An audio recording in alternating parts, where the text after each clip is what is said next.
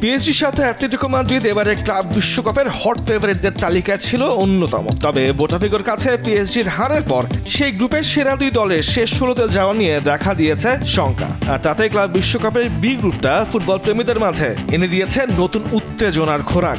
আর group পর্বের শেষ ম্যাচে মুখোমুখি অ্যাটলেটিকো মাদ্রিদ এবং বোটাফিগো। টেবিলের শীর্ষে থাকা বোটাফিগো 2 ম্যাচে শতভাগ জয় রয়েছে টেবিলের শীর্ষে।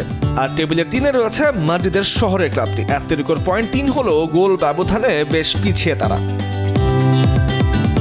এদিকে গ্রুপের শেষ ম্যাচে যদি অ্যাটলেটিকো বোটাফিগোকে হারিয়ে দেয় এবং পিএসজি নিজেদের ম্যাচে হারে বা ড্র করে, তবেই বিদায় নিবে লুইস এনরিকের দল ক্লাব বিশ্বকাপ থেকে। বোটাফিগোকে হারিয়ে ব্যবধান কতটা কমাতে পারে ক্লাবটি তার উপর নির্ভর করবে তাদের শেষ 16-এ যাওয়া আসা। অবশ্য ড্র করলেও পরের রাউন্ডে যেতে পারে অ্যাটলেটিকো, তখন তাদের নির্ভর করতে হবে অন্য ম্যাচের ফলাফলের উপর।